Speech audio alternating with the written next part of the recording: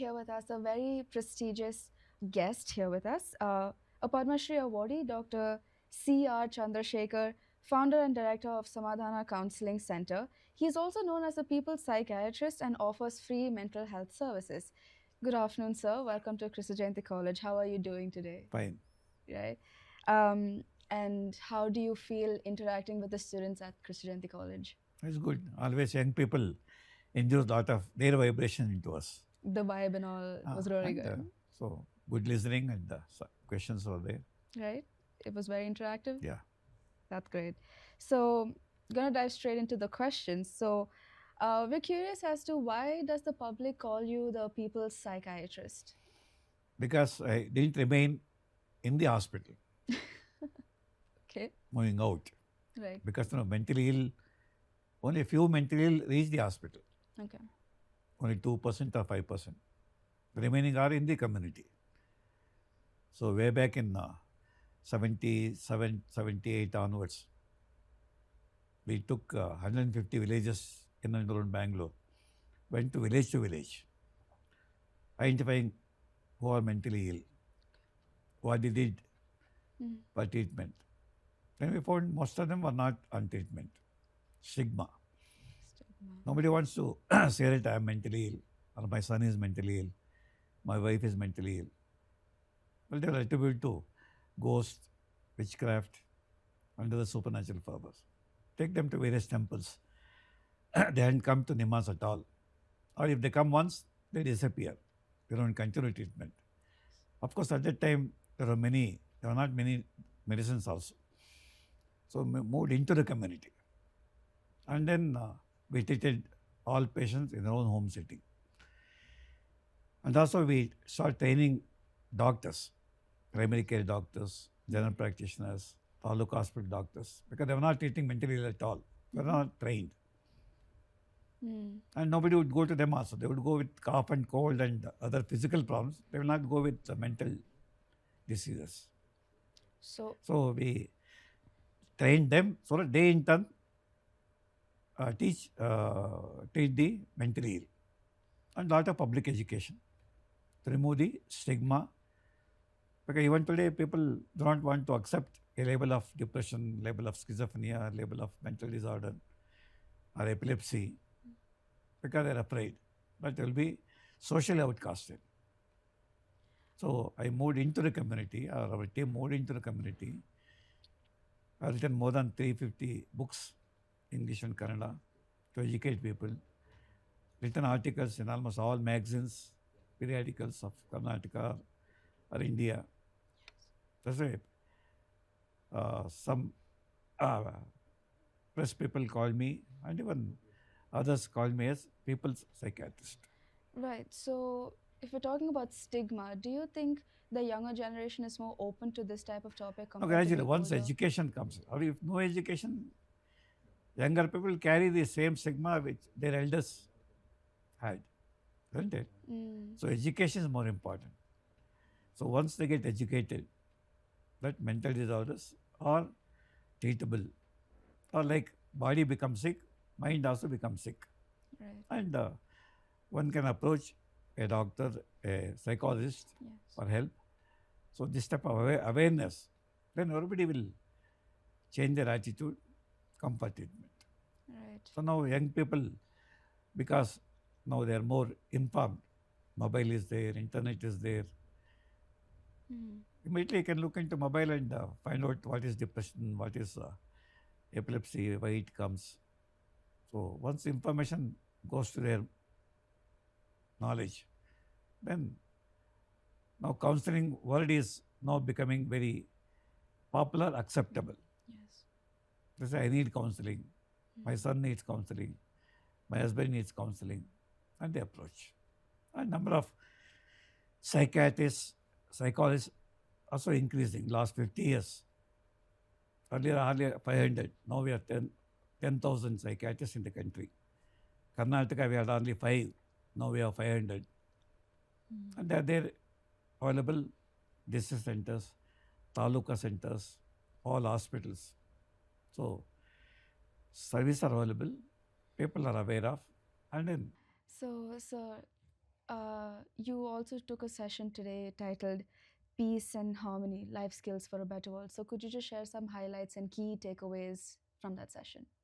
Now, I mainly talked about the skills we need to be happy and to be healthy. Otherwise, people are not happy. Can you tell us what those skills are? Rich people are not happy, poor people are not happy, middle class people are not happy, Mhm. at home family members are not happy. So, no, because they think that happiness comes from money, happiness comes from status, happiness comes from property, isn't it? Yeah. Or have good food, then go out touring the country or outside the country. So, all materialistic benefits, they want to be happy. And you can't get these benefits every day. Or you compare with others. Oh, he is so rich, he's having 2 houses in Bangalore. So, this type of greed, excess desire. So, I told them that the health depends on how happy you are. Again, happiness depends on satisfaction. Now, people are not satisfied. A student who scores 90 wants to score 95. Mhm. Person who scores 95 wants to score out of what? 100 out of 100. Isn't it?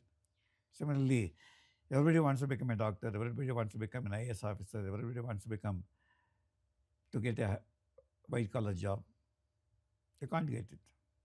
So, so much competition, so much dissatisfaction, and people do not know how to manage their emotions. Anger, sadness, fear, jealousy, and they blame others. Oh, I'm angry because my wife scolds me. I'm unhappy because my boss doesn't give me promotion. And families are becoming very weak now. Family ties, Yeah. the relation between parents and children, teachers and students, and now isolation and loneliness. Post COVID, all over the world, people are becoming very lonely, both emotionally as well as physically. Social contacts are becoming less and less. Connectivity is becoming less and less. Only we communicate through gadgets. So, Mm. because lifestyle changes, the food we take, and then no discipline. People eat anytime, anywhere. Again, sleep anytime, they don't get good sleep at all. And very unhealthy environment. Smoking, drinking, or youngsters, they go out and they want to have fun. They can't put hard work. There's a question, why laziness sets in? Mm. What happens if you are lazy? Laziness, then you can't complete your task. You keep postponing, procrastination. Laziness, you eat well and no work, you put on weight. Then all the what you call psychosomatic disease, diabetes, BP, arthritis, thyroid. Now people want comfort. They want to be in the comfortable zone all the time. Hard working is, honesty is not there. Somehow they want to make money. Somehow they want to enjoy life with all these modern gadgets. So that's why people are becoming sick. Now our society is a sick society. 75% people are sick. 50% are diabetics and hypertensives. Other 50% are anemic. They don't eat nutritious food. They give more importance to taste than the content of food. They eat more fat and oily and masala items. So they spoil their health and they go for treatment. 80% of diseases are preventable, but people do not know. People do Mm. not know. So So these are the highlights. And how to be happy. How to be happy. Mm. One is love and affection with no conditions attached. Yes. Love everybody and get love from others. The most satisfying, and your mind becomes very, very happy and comfortable. And then keep working, enjoy your working.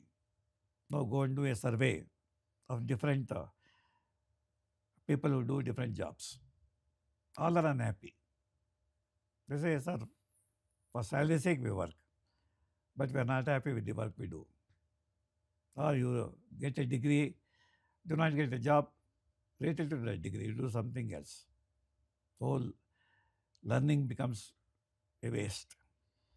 Many BE graduates now they're becoming taxi drivers. Many BE graduates are applying for constable post, or they're going back to their village doing farming, because BE will not get you. So a PhD. You do MSc, you do MA, PhD, you get a temporary job as a lecturer in a private college. They pay you 10,000 rupees and say, if you want to work, work, otherwise get lost. No permanent jobs. Government lecturers will get 1.5 to 2 lakhs. Whereas private sector, if you get 30,000, 40,000, that's the biggest salary you can get. That too uncertain. Next month you may lose the job because somebody is ready to work with a lesser salary. Right. Management is happy to take him in and push you out. So insecurity, uncertainty of life, and no trust between people. Now whom to trust, sir? Now people have chosen to cheat others and get money, to grab things and see that others do not get their basic needs fulfilled. And 20% become rich and rich and rich. Other 20% become poor and poor and poor. The middle class will either they are poor or they are rich. They remain dissatisfied. The cost of living is very high. Going to get education for a LKG, UKG child, you have to spend 1 lakh per year, 2 lakhs per year. And the cost of any graduate courses, even in this college, they say 2.5 lakhs or for 3 lakhs for the course. So lower class cannot afford. The middle class will take loans to give education to their children. So it's struggling. So because of all these